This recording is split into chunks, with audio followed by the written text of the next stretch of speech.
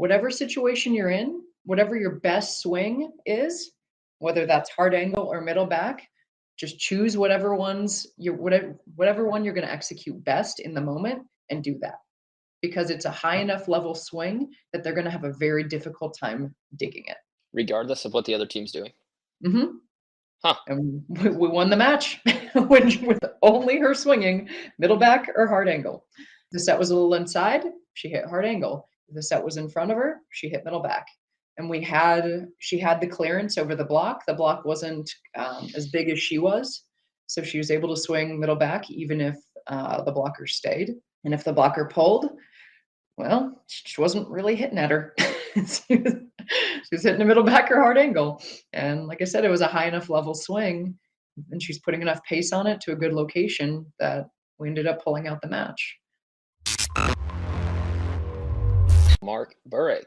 Here at Bitter Beach, we have camps, clinics for players, camps and clinics for coaches. We have online programs where you can learn beach volleyball as a player, as a beginner, as a coach. If you ever want to take a course with us, you are more than welcome. And we have a slew of opportunities for you to learn how to dive deeper into the game. And today we have a very special guest, a friend from early in my volleyball career where we crossed paths and ran, and it's so cool to see her succeeding and making her rounds around the country between indoor and beach volleyball. She is currently the assistant coach at Grand Canyon University in her hometown, and I'd love to welcome on to the show, Abra. What's up? How are you? Fantastic. Excited to be here. Thanks for asking me to be on the show. Yeah, of course. Of course. It's nice to I told you off camera, you actually coached indoor at the college version of my high school. So St. Francis Prep in Queens, New York, it graduates to St. Francis College in Brooklyn, and that's where you got a few years coaching indoor there with a number of successful runs. So what brought you from living in Phoenix and then heading on over to New York where you were coaching? And then I'd like to really dive into all of the different places and clubs that you've coached throughout, kind of like a journeywoman of volleyball coaching. Well, how long you got? Because I've been a lot of places. I was in San Diego for a few years, was playing kind of on the national tour for beach volleyball. I met my now husband over there, and while he was training for the 2012, that's how old I am, 2012 Olympics as a rower. After the 2012 Olympics, he really wanted to make another run. I was doing fine at beach volleyball. I liked it, but I was at a good kind of pause point in my career. So we decided to move with him over to Princeton, New Jersey, where the men's national team for U.S. rowing was relocated to. And I went with him and just started coaching over there, and then was lucky enough to get my break at St. Francis College. Wait. What do you mean just started coaching? Like you just walked over there and be like, I know how to play volleyball. I'm going to coach at Princeton. Well, like I said, how long you got for the podcast? Originally started in NorCal when I was in college. Spent 2 years at NorCal Juniors coaching there. Went back to Arizona for my master's and coached at Arizona Sky Juniors. And this is all indoor. Coached there for a few years while I was getting my master's to become a teacher. Was a teacher and coached at a local high school in Arizona.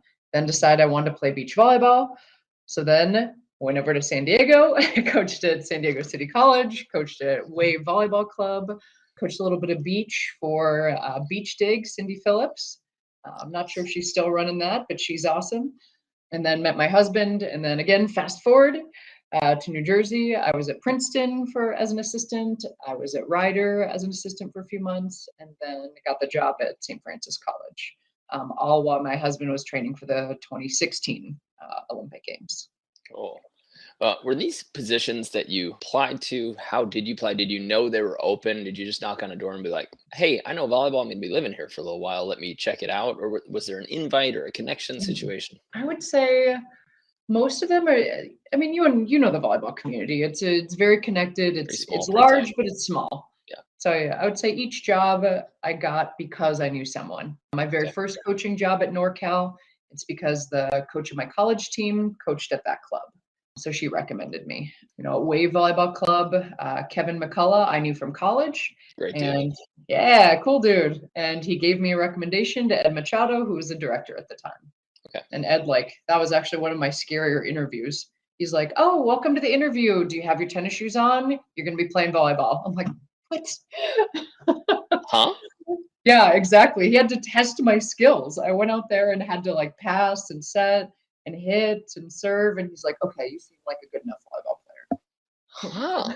player." So it was terrifying. Do you think, I mean, what if he did that to Russ Rose? I cannot speak personally to Russ Rose's skills. Maybe they're great, maybe they're not. I don't know. But he did it to me and it was terrifying. That's But, funny. You're gonna try out yeah. physically. Do you? Yes. I've had a conversation or a thought. I kind of think it's maybe not mandatory, but a monster advantage for juniors, at the very least juniors who are first getting started and need to know what things look like. I think there needs to be a young-ish coach there, enough to demo skills. I don't think you really need that when there's you get to the advanced level, or certainly not college. All the demos are fine. You're done. The technique should already be built. But do you think that should be a mandatory thing, that you need someone on staff that can actually do it, or can you work easily around it without needing the visual demonstrator? I think there's benefits and drawbacks to both ways. I've certainly found a lot of success at every level at being able to physically demonstrate what needs to be done, even if it's in a more closed scenario. I've gone through 3 different seasons pregnant and had to find ways to demonstrate, and I could do it 8 months, 9 months pregnant. It was very slow motion.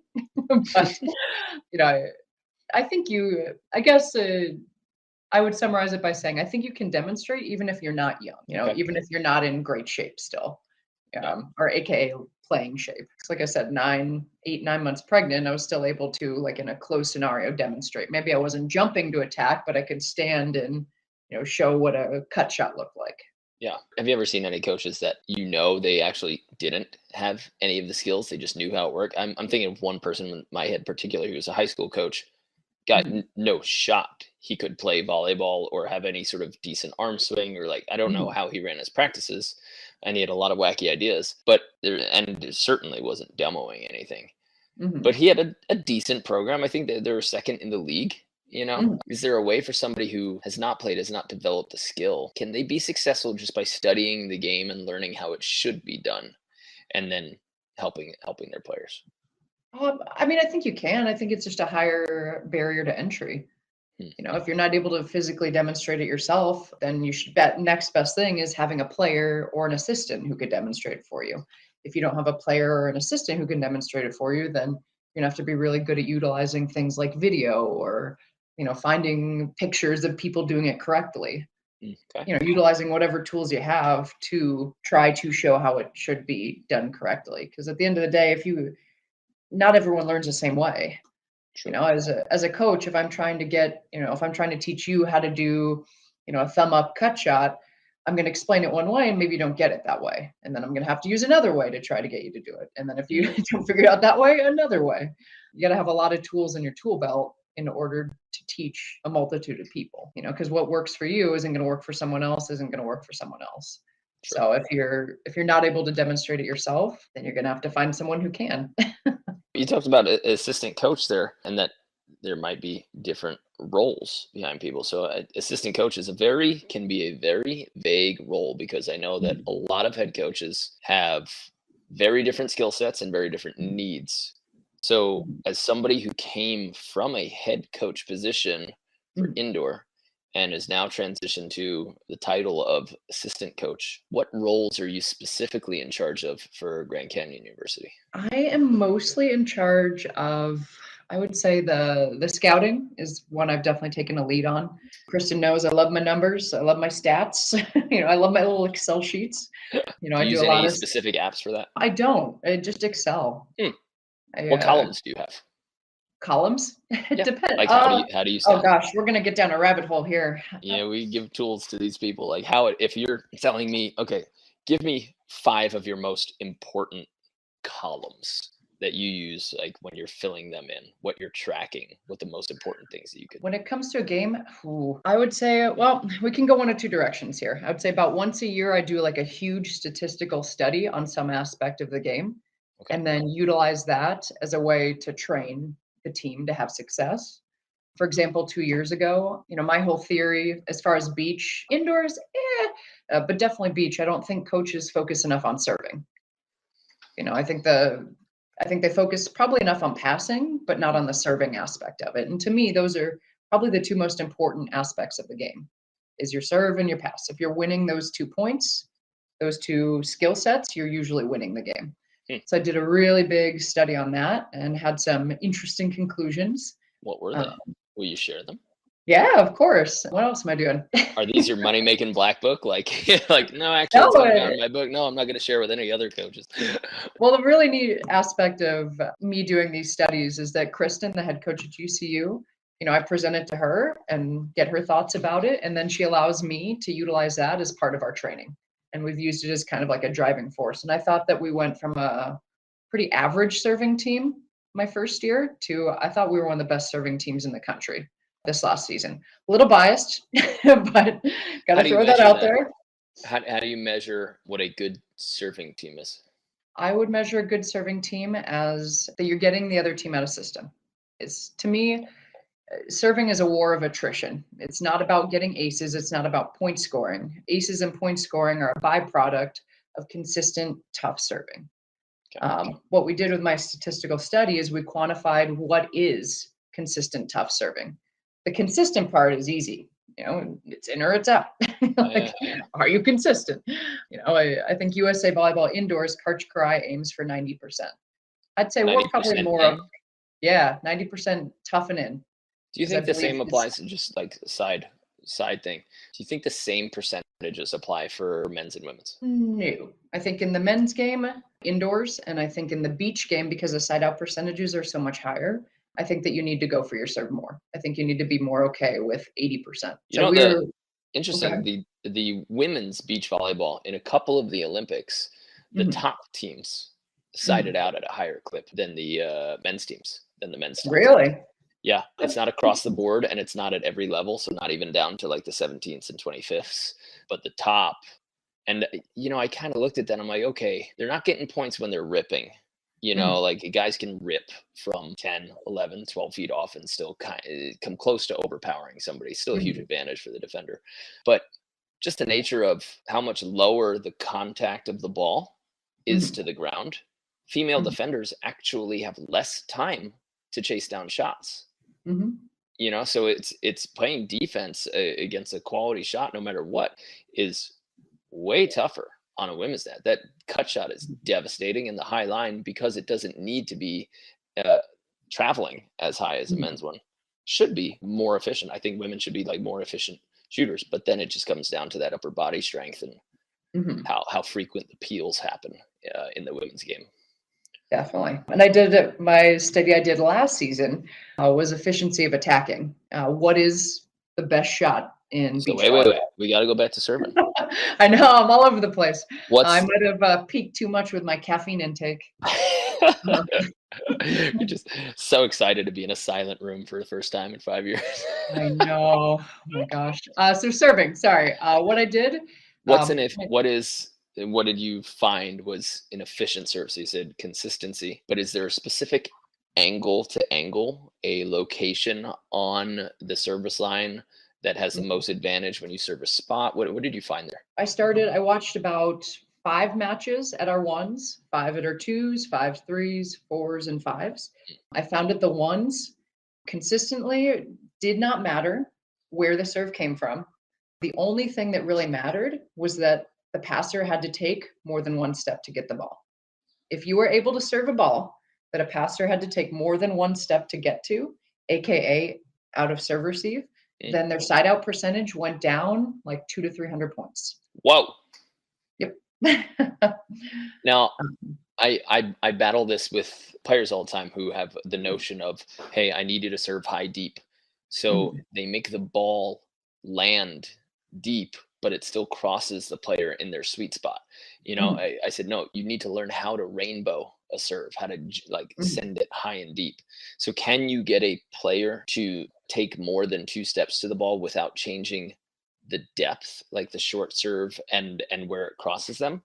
Or can you get them to take 2 steps by serving, pinging the ball, but just in the middle or down the line? Is there enough space there? I think, I don't know that I have a great answer for that other than I would say when we work on serving, we work on every type of serve, Okay. because you don't know what kind of bad passing angle someone has. For me personally, I have a very distinct bad passing angle. I'm not going to tell you which one because I'd like to play in a tournament this year. You better watch out when I come for you in co-ed. But every person has a bad passing angle. You just have to figure out what it is, and Okay. that's either by watching, maybe elements are a factor. I'm a big proponent for you need to be competent from every zone Hmm. along the back line and from every angle. You need to be competent at line to line. You need to be competent at line to middle, angle to angle. You need to be able to serve a short serve straight down the line, that kind of hard angle short serve. Okay. So you wouldn't Because have you somebody master one location and rep out exactly from there, kind of like an indoor where it's like you serve from one spot and you have your angles or your best serve from there. You like to change their angles in their locations based on where somebody's likely to shank or get aced or have a bad Mhm. pass.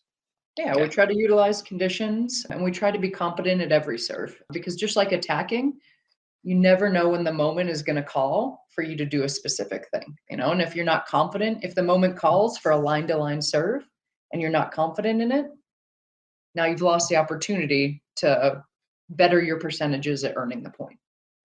I had a player in Norway when I was a player coach there, head coach and Mhm, player of a pro team. Doesn't work well. But one of my players, he had an energy problem. He got exhausted very mhm, quickly, even though he was in shape. It was a disease. But he talked to me one time. He said, what do I do about serving? Because I have this, I have that. I have a jump float, I have a float, I have a pretty good jump topspin. And the conclusion that I gave him, and I kind of still think it would be valid, but you have a limited number of hours you can put in compared to everyone else because mhm, you have to cut your exercise at a certain point. mhm, So I said, develop one weapon at mhm, 100% mhm, and just master that so you don't have to worry about spending the time and changing contacts and mastering each location and short, mhm, deep, high, everything like that. And we settled on that. But I think if you do have the time to mhm, be able to practice a bunch of serves, it can be good. I wonder if it prevents you from mastering one type of serve, or are mhm, you just mastering the serve strategy by being able to locate at 90% instead of 100% mhm. where you're serving? I would say I like the general thought in, like you said, in general. Anytime you can master something in the game of volleyball, that's really important. You always want to maximize what you're good at. But the flip side of that is if you're maximizing something you're great at, you got to find ways to improve what you're not great at. Yeah. I would say yes, but the benefit of serving is that you can get a ton of reps in. It's one of the few skills in the beach game where you can get a ton of reps in a very short amount of time. We again, in my very biased opinion, we hugely improved as a serving team Mhm. in 1 year simply by dedicating 5 to 10 minutes of practice to it. Okay. And that's nothing, right? Most drills, you're 5 to 10 minutes and you get a couple reps in, Yeah. right? In the beach game, because it's just so physically taxing. Mhm. But serving in 5 to 10 minutes, you're going to serve 20 balls, 30 balls, 40 balls. You can Mhm. serve a lot of balls in that amount of time. True. I just think it's one of those skills from a time management standpoint you can really maximize. But to your point, anytime you can be great at something, you should work on being great at that. So back to the deep versus short. Okay. Are you training your players like consistently to get out of system? You want to make move 2 steps. Is there Mhm. default that you're saying we're going middle to middle because that'll be a big move for both players, or we're going sideline to sideline to get them to move? Or are you really focusing on depth of the court, the rainbow versus the short to get the passer on the move? I would say in general, we focus on deeper serves, High deep or regardless, flat? flat and deep.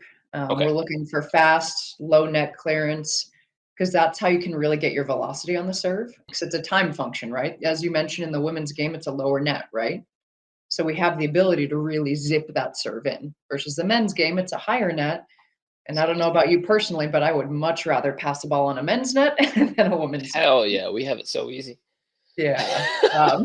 You said it, not me. But, if you have the ability to get the ball fast and deep to a zone, it's my philosophy that that's the better serve to go for. High and deep, I think there's certainly a time and place for that. You got to run up blocker. You got a lot of wind you're dealing with, and you want that ball to sit up there and dance for more. Those are times that we've certainly utilized that higher deep serve. But I would say we tend to focus more on flat and hard, and then having it land in that last 3 feet of the court, irregardless of whether that's sideline, middle, or just like straight at their chest.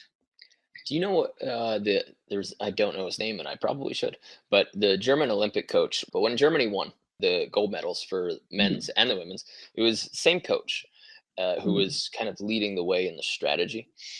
And the big part of what he said was, we don't go for max velocity. He had apparently, and so much so, this is a secret among them, that their national team blocker, Alex Walkenhorst, he wouldn't give me the answer. He slept in my house, like right here, and he wouldn't tell me what all the German national players know, but they determined an exact velocity that the Mikasa ball floats the most at. And so he had them serve at that, which means that they would actually slow the serves down a little bit when wind was in their face. And when the wind's behind you, really it doesn't float at all. He would even go as far as like kind of measuring the air and looking at somebody and going, "Why are you float serving?" And he's like, "We've been practicing this all the time." He goes, "You can't feel the air. It's moist out here. The ball's not going to float. It's going to be weighted. You need to jump topspin." And he paid attention to serving that much. And if you watch German teams serve, they have an emphasis like you. It's like big emphasis on serving. So have you ever thought of the exact win versus ball velocity, or do you just go as hard as possible where it stays in? I would say we try to tailor it more to what our girls are capable of. We have a few girls that have great contact, just consistently really just pop that ball perfectly every time and have great float. And those kids we default to, hey, less velocity, more float. At the end of the day, I would personally rather have more float and less velocity, as long as we have that lower net clearance. Sure. We have a few kids that struggle a little bit with that consistent float. So they're ones that we say, okay, let's go a little bit more towards velocity, because we're not getting that dance, that movement, that unpredictability on the ball. So we might as well just try and get it to the zone quicker. If you had to pick one serve to live and die by, like, this is the one serve that I'm going to tell everybody walking into a match blind. You don't know what team you're coaching, but you're coaching them. You've never seen them play or anything, and you don't know what team you're playing. What serve do you serve for the first 14 points? And you have to pick one location from where and to where. No wind. Yeah, oh, for sure. I tell everyone on my team this, actually. Personal favorite serve, I always do it first serve of the match. Shouldn't tell anyone that because I'm trying to play this year. Still works. Still works. Middle to middle, like line to line. I stand in the middle of the court. I line up right in between them, and then I serve it fast, hard, with float right down the middle. Because in my opinion, inevitably, no matter who you are, at the beginning of a match, everyone's just a little bit nervous. So if you can just drive it fast up the middle, that's a great time, first ball, to get that easy point. And if I have to do it for 14 points, so be it. That's my serve. I like it. Yeah, especially when it's equal. There's no game plan, right? You don't know exactly who, and that's a good time for it. And I know that a bunch of people actually have gone with that. They like the middle serve and causing a quick question in the beginning. Personally, short sideline for a right side. Yeah, that's true. I love especially the middle to sideline, making them dive forward and outside so that they have to move on two planes. They usually got to take a knee. It's a little bit dangerous if you do it slow because we're so exposed to on-two nowadays. And it's like you have to have an on-two game now. But it's such a troublesome to go forward and low and reach. If I'm blind and I know that 99% of the world doesn't have the footwork Mhm. to get into that and to get out of it. Mhm. That serve is it's how I can I'm not going to say sleep at local open tournaments, but Mhm. if I want to just chill through pool play, I'm going Mhm. short right sideline Mhm. almost all day, just because by nature of me seeing their footwork after that serve, that's what I'm literally looking for. Serve, Mhm. where's their footwork? Oh, they don't have footwork. They don't have spacing. All right, Mhm. we're going to put this on repeat because they're not going to get their own hitting distance. Mhm. So that's my favorite serve, but I like your middle serve, making that question early on. Yeah, well, I like doing it from the middle too, so it's not clear whose middle it is. Like I stand in the middle of the court, serve directly down the middle to their middle. You know, everyone's like, "Oh, my middle," but in this scenario, whose is it? No one knows. I like that. But I liked your point. I like the short serve. It brings up a funny point because I never short serve Huh. personally. John I'm Mayer a, would hate you. no, Ugh, and he's we've lost he's to like the John one Mayer the last 2 years. Ugh. oh, he says the one skill that all volleyball players like need to work on or could be more valuable for all of their games. He goes, short serve. No, he's right. That was something, like, we didn't do enough of, and this is my fault. I'm in charge of serving. We didn't do enough of this fall. And then I was watching our games, and we had a few kids with really good short serves, and they'd use it at the right time. And as long as they did it at the right time and had a decent level of execution, it was automatic bad pass, Mhm. easy ball on our side. And so it made me rethink, like, dang it, we're gonna have to figure out how to get people to short serve. So we started adding that to our repertoire probably about February, March. And saw a lot of success from that too. And it can be tricky, right? Because sometimes you can see a good pass and think you didn't do your job. But Mhm. if you don't think one layer deeper of, well, then what happened to the hitter? Did they Mhm. get the same approach that they like? Did they get the set that they liked? Even if they got a kill, was Mhm. it comfortable? Was it uncomfortable? They rushed off balance. I think people judge a good serve based on good pass or bad pass. And Mhm. there can be another layer of rhythm, spacing, vision, and shot selection. Do you change Mhm. your entire swing selection when Mhm. you get a serve? That doesn't mean you shoot or swing. Sometimes it does, right? Mhm. But can you do you become an only hard cross and high line hitter Mhm. when you serve short? Interesting things to look at, I think. Definitely. We certainly do that. We consider serve location when we're trying to limit or trap certain shots as well. For example, if someone's on the right side and they're big, thumb up attacker, we're going to consider serving them more middle to try to bring them into the court and cut off that thumb up attack that they like to do. Does that make sense? Absolutely. Okay. So, and by thumb up, you mean so the right-handed right side player likes to hit cross court, basically. Yes. So you try to drag them into the middle with the Mhm. serve, Mhm. and then they have a smaller area to hit into with that cross court. So they're like their Correct. favorite shot is they have to be more pinched with it. Mhm. And then it makes defense easier. Then maybe you can pull your block out of there and get their easier back to line shot. And now you have your down defender on their best stuff. And their best stuff is instead of being, this large of a court, now it's that large. Hmm, And that's not perfect, but it's certainly a strategy we consider using when we're back at the service line as well. I like that. Yeah, that's smart. When you know that somebody wants to hit hard cross, Mhm. do you run a straight up two on them where you have the blocker obviously take away their best swing? Do you let your defender take it, or do you try to bait them into swinging their favorite by running of like a four block where they dive into the angle? I mean, at the level we're at with the teams that we're, trying to beat, the top 10 teams in the country, because I think this last 2 years we've kind of been in that like kind of 5 to 10 range. It's kind of a multifaceted problem. Depends on the hitter. I would say you either, generally speaking, if you want to stop someone's best stuff, you're not going to consistently do it with a block. You're going to do it with your defender. You can limit it with a block. You can jump in and get a few points here and there with that blocker. But chances are, you talked about the hard cross. Mhm. If someone's really good at hitting the hard cross, they're probably pretty good at shooting it too. So if you put that blocker in on it, then they're probably just going to shoot over you if you don't have your defender there So what we've done in the past, we've doubled up. We've had both players move in and just really given them, I so love maybe that. the Why don't blocker. more players do that?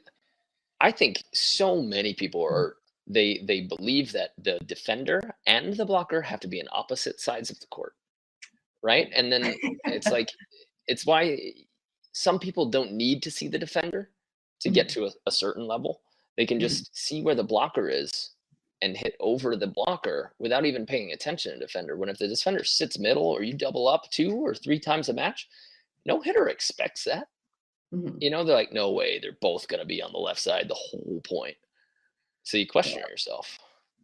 Oh, for sure. I mean, I think we played every single team who ended up in the top 10 this year at Division One. And there were precious few teams and precious few individuals who ever doubled up. And that was a lot of the feedback we gave our players, which is, I think it's the setter's job to look through the net and see where the defender is. Mm. I think it's the attacker's job to see the block and know that 95% of the time, if they see hands here, there is no one behind those hands. So Mm. it's their job to see the hands and swing hard around or shoot over, knowing that with confidence, they should be able to do it. And there's not going to be anyone behind the hands. And I can speak as a player, that's what I look for. I go up to hit, it's pretty hard to see that defender and see that movement. Things really have to kind of align. I have to have a good pass, I have to have a good set, I have to see, the play in front of me. But at the end of the day, if I see hands, usually not someone behind it. I've been redesigning my thoughts on offensive strategy for a Mhm. couple of years. And the conclusion that I've come to at this point in my coaching and playing career is that I'm not going to react to somebody. I think some players jump, wait to see what's open, Mhm. and then swing for the opening, especially lookers. I was a big, like, long look for a Mhm. lot of my career. I take a shorter looker. I actually open my peripherals a little bit more now. But I would react. I would wait to see what they're doing and then hit the opposite. And Mhm. now I'm in no way that. I have a swing that I'm going for that Mhm. point, and then I have an off switch. Like, Okay. if they do the thing that will stop that swing, then I have my second swing in mind. Mhm. And then I'll have a third one. And of course, if something's so easy and so obvious, then I'll put that down. Mhm. But how are you teaching your players on offense? What's the mental sequence that they're going through? Does it come down to a game plan where you say, hey, this girl sucks at digging hard driven balls, so we're going to swing at everything? Or do Mhm. you say, you're great at swinging and we're still working on your shooting, or however you want to say it nicely? uh, so make sure you hit. What mental process do you want your players to go through offensively? I mean, that's a tough one. This is a lot of answers. For example, there was one game I was coaching. I was coaching our fours blocker. Her name's Krista. She's wonderful, and she They really all are. high line was so open. Like we could have grabbed the ball, stood there, and then thrown it over the high line, and it would have scored. Like, so open, but she just for whatever reason couldn't do it. She just couldn't get that high line. She couldn't Mm. get her thumb up, just wrap her hand around the ball, couldn't get the clear. But what she was really good at doing was hitting hard angle and hitting middle back. Ooh. So at a certain point, because she wasn't scoring on the high line, because she just wasn't able to do it at a high enough level, I Oh, said, okay, so she okay, was missing. So it's not that she wasn't going for it, she was just kind of, yeah, like, flubbing it in her hands or not getting the quite yeah. fast enough, quick enough contact.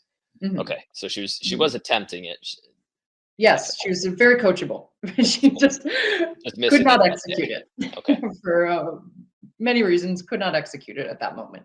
So I finally just told her, whatever situation you're in, whatever your best swing is, whether that's hard angle or middle back, just choose whatever one you're going to execute best in the moment and do that because it's a high enough level swing that they're going to have a very difficult time digging it. Regardless of what the other team's doing? Mhm. Huh. And we won the match with only her swinging middle back or hard angle. The set was a little inside, she hit hard angle. The set was in front of her, she hit middle back. And she had the clearance over the block. The block wasn't as big as she was, so she was able to swing middle back even if the blocker stayed. And if the blocker pulled, well, she wasn't really hitting at her. she was hitting the middle backer hard angle. And like I said, it was a high enough level swing, and she's putting enough pace on it to a good location that we ended up pulling out the match. That's, we had Sam Pedlow, the Canadian Olympian, on our podcast when it wasn't a podcast, like 4 years ago. We just interviewed him for a webinar. And he said the exact same thing. He said, I know what I'm good at. And I think more players need to know what they're good at. And when you get into a rut or you're not getting a few kills in a row, the first thing that he checks in with himself is, have I done my best swing in the last 3 points? Have I gone for and executed my best swing, regardless of what the other team's doing? And a lot of the times, he said, when he was in a rut, the answer was no. He wasn't doing the thing that he was fantastic at. And so he would go back to that and he would establish that. And he said that, people think that AVP and FIVB players have all these shots. Usually they're just great at 2 shots and all the rest is kind of good enough. Whereas a lot of, I guess, BA, AA players, they try to have every location, everything. And if you don't do something, like we talked about, like mastering one skill, if you don't have something that you've established or repped out, you're going to be mediocre at all of them. Instead of like finding a good swing. And it's funny that you guys said the exact same thing. What are you great at? Do it. Doesn't matter what the other team is doing. Like, do it. Oh, for sure. It's a points game, right? At the end of the day, you're trying to get more points before they get enough points. And any time in this sport in which you can be great at something, you should do that thing. The flip side of that is defensively, we try to teach our girls, okay, identify what the other team is great at. And from a mental, physical, and point scoring standpoint, you got to try and find a way to limit what they're great at, because that's generally speaking how they're going to try to win the match. Sure. But our girls, when it comes down to it, you really need 3 swings in this game in order to be successful. You need a high line, you need a cut shot, and you need a swing down the middle. You need a high line? Yeah, I think so. Maybe they're not look, we won peeling that as match, much as they think they are. What? Maybe in the college game, like, women aren't peeling as much as I think they are. But I feel like cut shot and hard middle are like, for women's game, from what I've seen of it and the frequency of peeling, cut shot, I think, has to be number 1 for the women's game. I think it's a devastating swing on the women's net. And I feel like that's why Brazil runs their defense the way they do. They step into the pocket hard and they just leave their hands up so that they can take away all hard driven, because they're not going to get their glasses taken off too frequently. And then they've cut off basically the cut shot. So then the only option now they have is the high line. And if you peel on that, should be set.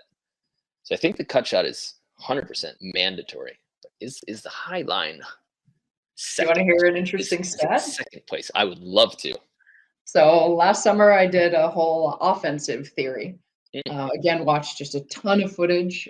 This is our matches, our level, right? So that's about top 10 Division 1. Statistically, and I statted what was the most effective attack between option, high over the block, irregardless of what the block did. That means they could peel? Sorry, what? What if they peeled? Add a peeler. Oh, okay. So add a backwards or add a down defender. Add a down defender included, for stats, included the cut shot and the swing. So basically any shot at a standing down defender into their half of the court. Out of those, what do you think the most effective shot was, percentage-wise? Are you going to say high line? Wow. Yep. Wow. Part of that, I think, is just a lot of the teams we play is they're very hard into that angle. And their solution to the high over is usually to run a 4. Most teams, on average. Some teams will peel. Some teams will have the defender sit a little bit more middle. But generally speaking, a lot of teams' solution to the high over is to just move their blocker and put the defender on the high line and hope that they trick you. And if you see that, well then, high angle. So the high over the block was the most effective, statistically speaking, attack in the top 10 Division 1. Not every match. I would say I statted about 20 matches, about that. Wow. somewhere in that range. Second most effective was I can't remember now. It was either the on two or the swing at a puller. And then but distinctly the least effective attack was at a down defender. I want to see the separation between hard cross and cut shot. I think hard cross is too easy in the women's game, but cut shot, I feel like if you're nasty with it, I don't know. Well, so I would agree with you. If you choose the cut shot at the right time, the right ball, aka let's say you've established the high line, you've done the high line, 2 times, 3 times, and now the defender's leaning that way, get that kind of inside, a little bit tighter set where that cut shot drops fast, then it's a yes for me. But what we were doing before I did the kind of hitting stats is we were cut shotting just to cut shotting just because it looked cool. I don't know. I shouldn't say that. I love my girls. They're wonderful. Yeah. Well, maybe it's too arky. That's where the player is already facing. They're already facing forward. Mm-hmm. So if you put any arc on it, like cloth right now, sure, it's always easy to point at the world's best current players. Mm-hmm. But when you see Taryn go up and hit a quote unquote cut shot, she hits it the way a cut shot is meant to be hit. There is zero arc, no little spinny stuff. Gets high, slaps it down. Is every human capable of doing that? No. But if more people could stop putting arc onto their cut shot and imagining that a cut shot goes kind of up and then falls down over the net. If you can reach high and get it to go sharp down off of your hand, it's the best version of a cut shot. And if you can't do it at that moment, then you can't hit that cut shot. Oh, for sure. And I will clarify that to say that because it's a time function, like you said, it's how fast can you get the ball to the sand? Historically, at GCU, we haven't had the tallest players. So, we're dealing with a geometry problem. Phoenix water is terrible. As high as a Terran cloth is, right? So if we're not doing the cut shot at the right time, maybe a little bit more of an inside set, a little bit tighter to the net, we're not getting the ball to the sand fast enough to beat the defender. Sure. Teams actually scored on the cut shot a lot against us. We didn't score a lot against them. Okay. So that's certainly, because I watched all matches of us, maybe that influenced my stats, generally speaking. Yeah, true. Yeah, sometimes you'll set one teams and you get a statistical set, but it might not be a look at the entire country of if you took stats on just GCU and you took stats on the entire country or the entire world, what shot is the most effective maybe for a different team because of the way you practice or whatever. It's not a perfect experiment, but it's important to look at it, and at least it gives you guidelines to make a guess, move on it, and then decide if you're right or wrong. Yeah. Instead of just, we'll do whatever. Yeah. Oh, for sure. And I would say, so 50% of the stats that I took are GCU stats and 50% are our opponents. But our percentages did hold true for them as well. Who knows, what am I but a lowly accountant? Just applying my skill sets. Just living your life in Excel sheets. I think it's so funny that you don't have an app that does it for you. I know a few coaches are using Huddle. Data Volley, I think, is trying to be better with indoor. I know Jordan Chang used Data Volley, but he finagled it so that it became beach. I don't know if I hope they have good, efficient stat keeping things. Anyway, I have one question. Blocker peel percentage. Okay. What percentage of the time do you think women in the college game are peeling right now? And I know that it is situation by situation, but still there are lots of in-system sets that I see that are flawless and they're peeling, and I think they should. I think way more athletes, everybody from who is under open should be peeling way more. But what percentage do you think players peel in terms of swings versus defense? I mean, I think anytime you have a not in-system pass, you should be looking to peel. So I would put an addendum on that. Anytime you make them pass bad, get on out unless it's over. That's something we focus a lot on. Kristen Rohr's a great puller herself. She was fantastic at it. And we spend a lot of time with our blockers working on how to get off the net and still do something great up here. Because 2 down defense is a lot better than 1 down defense. I completely agree. And I still see 5'5", 50-year-old women who are throwing their, I'm not even gonna call them hands, throwing their fingers up there above the net. It's like you're Yeah. not really taking up much space here. Yeah. So yeah, we spend a lot of time as like, no, you're not a blocker, but you are a net protector. So you hover around that 10-foot line. You make sure there's no oversets, and you don't want to Mhm. lose points on the other team's mistake. But get out of there. Mhm. Definitely. We say our kind of rule of thumb is blockers, if you believe you're going to block the ball, then stay up and block the ball. If you don't believe you're going to block the ball, there's no point in you being up there. If that means you're just pulling to the cut, that's fine. At least you've taken something away. But if you're just jumping just to jump, you're not serving your defense much. Much. Yeah. Well, it's a pretty rare scenario where you stay up for no reason other than to just be in the hitter's head. Maybe if the blocker blocks the hitter a few times, maybe if you're actually like in that attacker's head, then it's like, okay, yeah, we're gonna keep staying and you're just gonna jump around and we're gonna use our defender to scoop up any easy shots because we know they're not gonna swing it. But it's a pretty rare scenario where that happens. Do you think the passes and the sets should be lower with the frequency of peels in the women's game to be able to hit at a blocker before they even come close to getting set? Would there be an advantage or a strategy there? I'm just thinking, like, how am I going to beat a peeler? Well, if I can get on the ball quicker and get the ball on them before they're even stopped, and I have the advantage. So maybe if someone's peeling on me a lot, I'd like to run a quick set or two. Yeah, we have a play set for that. Again, going back to my point before about how we haven't been the biggest team historically, you got to find ways to neutralize larger blocks. So we like to run what's called a be quick in those scenarios, which is a normal set, but just lower and space off the net. Because what we want to bait that blocker into is a bad stay or a bad pull because they have less time to decide. And because that set is now off the net, that gives you, again, it gives you a geometry advantage. If the set's off the net and the blocker stays, now you have more room to go over them. If the set's off the net and the blocker pulls, well, it doesn't matter because the set's shorter, so they have less time to get back. So then you have more time. Accelerate it to the deep. Yeah. Or even do a high line still. We talk about presets a lot. Okay, we're going to run a be quick and we're going to preset that we're going to hit this ball high line. Because we know in most scenarios, based on what the other team has historically done against us, that's going to be a high percentage shot. We're going to score, or at worst, they're going to be in a bad transition scenario and we're going to get a free ball back. I like that.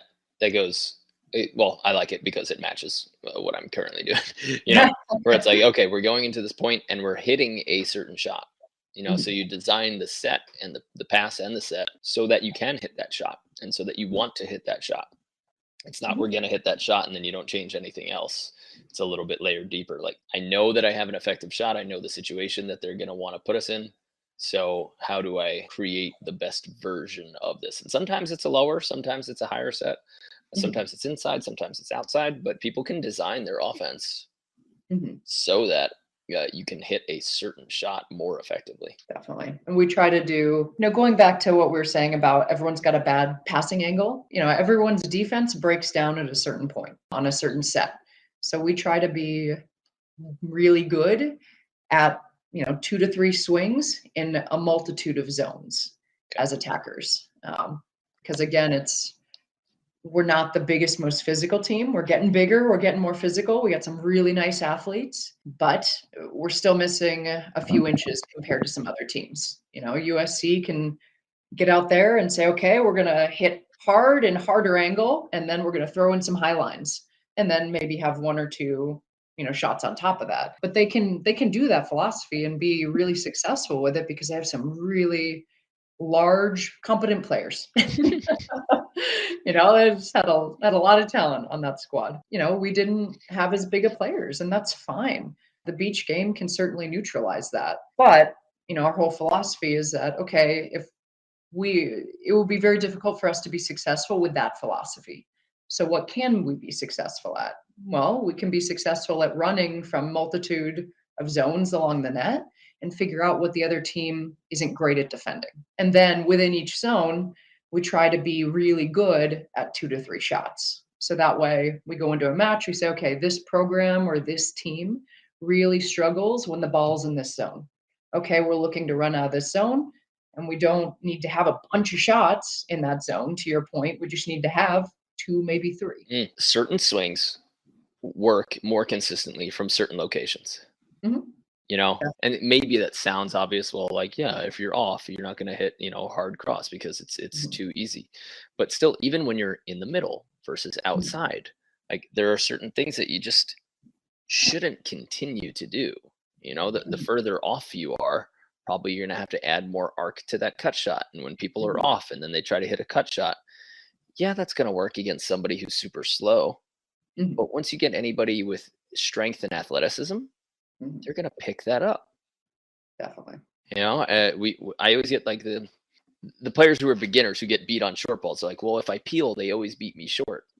And my answer, I kind of sound like a jerk, but it's you have to be stronger and faster. Yeah. And there is a limit to the number of plays you can make if your Mhm. physicality isn't there, and vice Mhm. versa. Your capability of making plays increases with your speed and strength because you can take more Definitely. powerful steps quicker. Mhm. So if you're struggling to get a shot, it's not always like a strategy thing. It's your strategy should be go to the damn gym. I've told a player to that, and to their credit, they've done it. So, yeah, but interestingly enough, I think the beach game, it's so easy to score in because you're in the sand. Because you only have 2 people. People just rolled Sometimes their you get eyes at you. 2 people The there. thousands of people listening just rolled their eyes at you. It's Sorry, so I'm sorry. impressive. But it is. If you think about it from a geometry perspective, if you have the ability to put the ball where you want on the Mhm. court, there's a lot of open sand.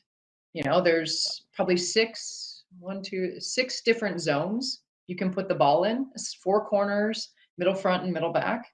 Mm. Where if you put it in any of those zones, it's very difficult to dig successfully, Yeah, right? So if you have the control to do it and you can hit those 6 zones, well, there's only 2 people. They can't cover, at best they're covering 2 to 4 of the yeah, zones.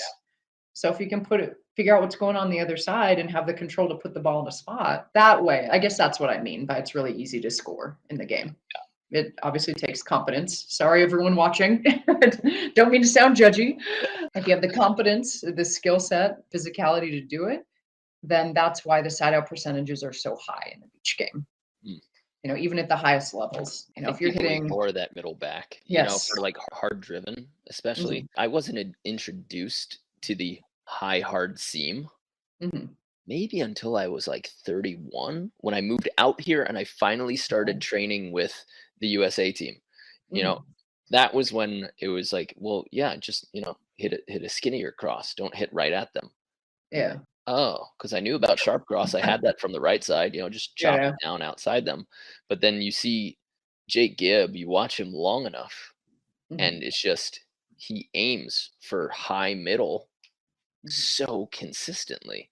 And then there is space in between the blocker and the defender where you can abuse that. But I think people think about cross that, they do a vanilla generic cross Mhm. where it just goes straight through the chest of the defender. And it's like, well, they're going to dig at least at minimum 5 of those.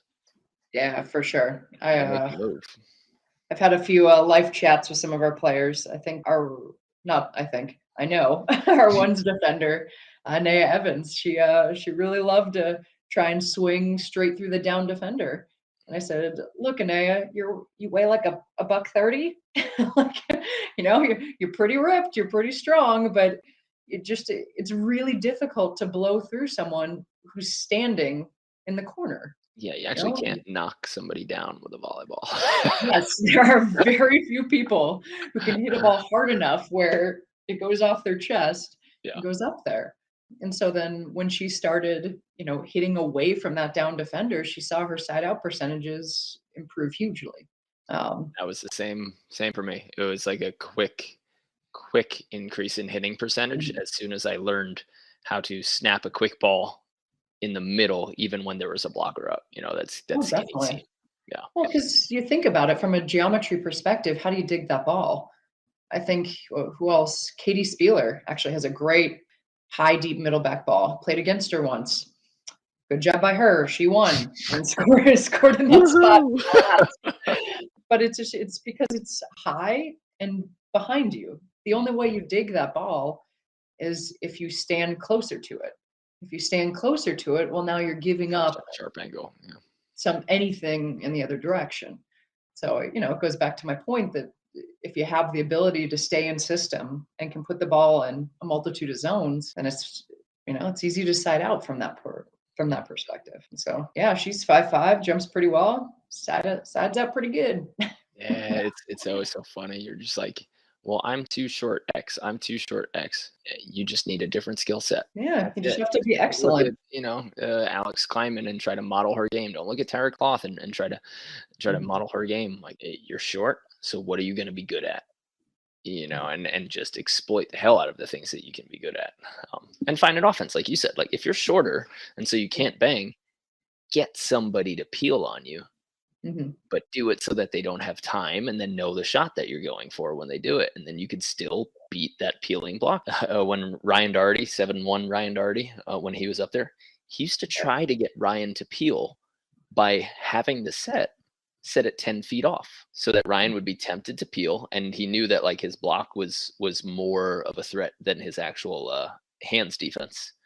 So he would get him to peel and then snap quick at his head, just by having an offset. And he found, that's an 11-inch deficit that he had, but he found a system and a way to overcome that. Definitely. I think anytime you can figure out what your opponents are not good at and exploit it, you're probably winning the game, right? I have practice in 14 minutes. So I've got two last questions for you. Okay. Number one, is there anything that you've learned back in the day as a player that you do not coach or you don't think should be coached anymore? Something that was a flip for you from beginning to now. That's a tough one. It shouldn't be coached anymore? Yeah. What did you learn that you're like, that doesn't actually work in the real world? Probably being emotionally really high, I would say. I think when I was younger, and I don't know, maybe I probably didn't have coaches who said this. This was probably just like an Abraism where I was like, oh, I know the most. This is what I'm going to do. Because I was, unfortunately, one of those players. Sorry to everyone who has ever coached me. I think I thought I was playing my best when I was emotionally very high. And reality is I was playing my best when I was emotionally within average, but I was tactically at 100%. When I was sitting back there and counting what was going on, counting how many times I'd done this, how many times I'd done that, how many times they had done this, how many times they had done that, that's when I was playing at my best. So I really try to teach my players that, emotional management is at least a third of the game, if not more. I spend on my walk and talks and my timeouts and my in-between sets. Even the players that are really good at managing emotions, I would say I spend about a third of my time with them. Just Do you think that trying some to keep them people within average. Do you think that there are people that perform well when they are hyped, and that there are people that perform well when they're in that middle ground? Because I've gone to both ends of the spectrum. I used to be all hype. Like, I guess like most college kids, you come out there, you're on the sand, you're like flexing and showing off for the fans and everything. And I would let my emotion show. A lot of times I was completely under control under the surface. So a lot of people like thought I was a hothead, but I would explain to my partners, like, I'm going to go yell at this ref. It's going to seem like I'm upset. I'm fine. Just give me 5 minutes, Yeah. And like underneath, I was thinking about the next point. But then also, like, when I was hyped, And now that I've done some meditation and stuff like that, I just need confidence and calmness. So the ability to have an increased heart rate, but not a blasting heart rate. And then being able to lower it when I feel it getting too hard. So it's like an above average heart rate that I like to sustain now. And then, but there's that time where somebody has to take the big risk first. When it's one of those back and forth matches, it's who's going to step up right now and do something harder. So there's got to be some kind of balance there. But do you think that everybody should be the calm stoic, or do some people operate at a high level when they are crazy hyped and not even able to think? I think a lot of people can perform at a very high level when they're hyped. I guess I would clarify to say that you need to revert to your mean. What you don't want to have happen is have this super high emotionally, because usually that's followed usually, because again, I'm a numbers person. I talk about percentages. That's usually followed by a low, low. And you don't want your graph to be this up, down trajectory. Where You want can it you to be, okay, sustain? we're high and then we're back within our mean. But to answer, to my point, your first example you used was that while you were acting emotionally high, you were emotionally confident and calm inside. And there's nothing wrong with that. And there's nothing wrong with having those really high highs as long as they're not followed by low lows. So whatever can be sustainable for a Mhm. long time, and that zone that you can always play in. Mhm. I've had a couple partners that played well, hyped really well, but Mhm. when they were not hyped, they were trash. Yeah, yeah. And it's okay. Now, how do we find a balance here? Because you can't show up hyped every practice and every day, because then you're just Mhm. going to take different swings than you do when you're low energy on match Mhm. point. So you have to find and really work on, where is my zone? That's so hard to discover. Well, I agree. And to your point, that was a big wow. I call them words of wisdom. Wow. You're so clever. God, every girl on my GCU team who's watching me right now is just like, oh, Coach Abra. But one of my big wows after going to nationals is that while we were tactically and technically prepared to compete with the best teams in the country, I don't know that we were emotionally, or what's a better word, mentally, as prepared as we could have been. I think as a coaching staff, we could have done a better job of preparing them. So our big thoughts going into the fall, which we haven't told the girls yet. So surprise, anyone who's listening, is that every Friday we compete, and normally they're like, they're competitions, but it's more like, hey, let's just work on what we've been practicing all week. This year, we're going to say, no, Fridays matter. We're going to treat Fridays as real competitions. We're going to treat Fridays as if you're playing against USC, as if you're playing against UCLA, as if we're in nationals and you're seeing that giant 20-foot scoreboard, watching the little points tick down and seeing whether your team is winning or losing. Because the only way to really replicate that is to do your best to replicate it.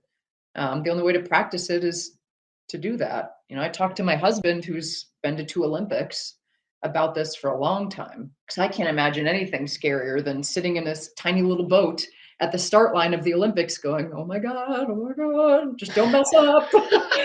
And he's been there. He's been to 2 Olympics. He's been to numerous world championships. He knows what that pressure feels like.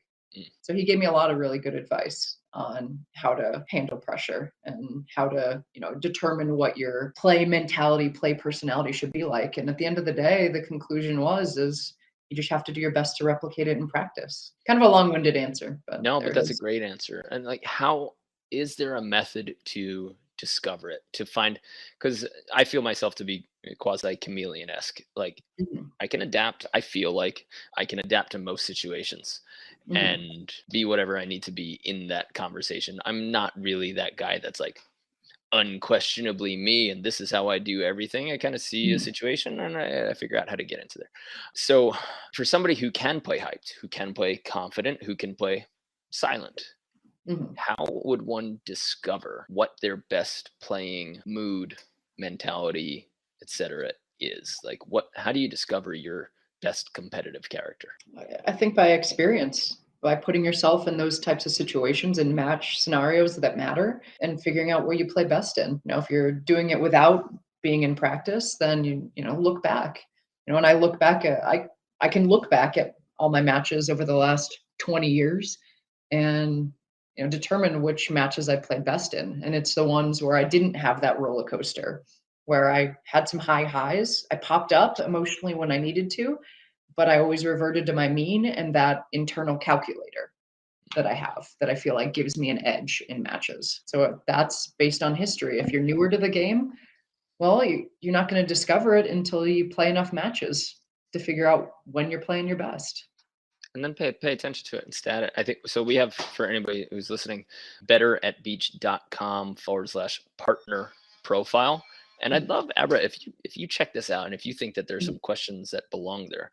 But I was Mhm. trying to discover this on my own journey of figuring out, like, how do I meet up with partners emotionally better? How do I know myself as a player? And a lot of it came from, honestly, marriage counseling. Before we got married, we are like, no, I for sure wanted to go to a therapist, marriage counselor. I go, if somebody who is a lifetime coach and invests in lots of coaching, hell yeah, I want coaching in marriage. Like, make me be the Smart best man. damn husband there is, And there was a lot that I learned, and hopefully I'm a great husband. It's up to her.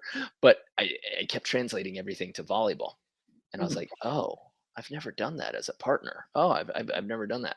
So we've got this performance kind of journal, kind of questionnaire. So if any of you are interested in learning about yourself as a player, it's called betteratbeach.com/partner profile. And it's got a few questions. One of them, like it says, what are your trigger words? Like, what do you never want to hear ever out of your partner? How do you want your energy when you're starting a match? And then after the matches, it'll make you write down, hey, what was your energy level? Describe with one adjective your mood, and then describe what you rated your performance level at. And I think that writing it down instead of looking back, because we always kind of associate memories in a hazy way, it's a good start. But I think writing it down and saying, what was your energy today? What was your mood? And what was your, self-assessed performance level?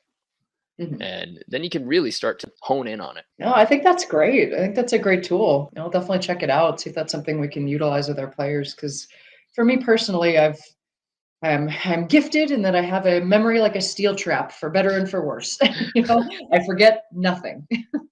Forgive easily, forget nothing. So it's easy for me to go back and remember things, but I think it would be a lot better to be able to contemporaneously sit down and right after a match write down how I felt. And I don't really want to ask my partners what they felt. It's so uncomfortable. Because it's terrible things. But check it out. betterbeach.com/partner profile. It's free. It's not anything. It's something that I'm working on that I think is going to be very important for a lot of players, coaches, people. But it's very much in its rough draft. So if you want, check it out, give it to your players. I ran through it with University of Utah. I ran it with their players, just a live scenario, and I had them write some things down, and their coaches really enjoyed it. So I want to see what you think about it. And anybody at home listening, betterbeach.com/partner profile. Check it out and see if you like it, and if you can answer some questions about yourself and your partner. Yeah, that'd be great for sure. Well, Abra, I have to sprint now. Okay. Good luck. Thank you, dude. Thank you so much for your time. This was awesome. It was good catching up with you again. For sure. Same here. Yeah. And good luck next year and this summer and on the recruiting trail and in your Excel sheets. Yeah, I got to figure out what stats I want to do this summer. I haven't quite decided. I think I might want to circle back and redo my serving and redo my attacking just to see if the team really has moved forward like I, in my very biased opinion, think they have. I'd also like to see hitting percentages from locations on the net. Like if you divide the net into 5 zones: outside, push, middle, push, outside. I want to really, really know where the majority of humans are most efficient from, and maybe where certain unique players are as well. But yeah, I've always been interested in that. Like, are people always hitting from the wrong location? I'll do it. 30 seconds. 30 seconds. One of our big wows this year was running what we called a middle set, staying on your side of the court but kicking in and running out of the middle. I saw Kara Bolger, the German Carla women's Carla. Yep. She's my spirit animal. I really need to learn. She's so cool. She's such a cool human. But she wrecked house at the Olympics by running that middle set and either booping back over the line, ripping it into that shorter hard angle, or waiting for them to pull and just lighten them up. So that was a set that we added to our repertoire this year, and we found was really successful against a lot of programs. So it's so tough on the defense to know what to do in the middle. Yeah. How much line do I take up? Should we stay where we are? Are we supposed to switch now? Yeah. I think it's confusing if you can have a good offensive plan to hit out of the middle. Definitely. So, all right. Here's my 30 seconds. That'll be for the next practice. Yeah. All right, Abra. Hey, thank you so much. Good luck, guys. If you're interested in catching up with Abra, her profile, her Instagram profile, if you want to see a bunch of pictures of her family and some volleyball, is on our show notes, as well as links to her coaching bio and Grand Canyon University beach volleyball page. Follow along, support them, and see what she's doing. Yep. Go up. Where's the? Dang it! Go Lopes. That was hideous. I'm embarrassed. You're good. Go Lopes. I'm with you. All right. Thanks, Mark. All right, Abra. Have a great one. You too. Bye. Bye.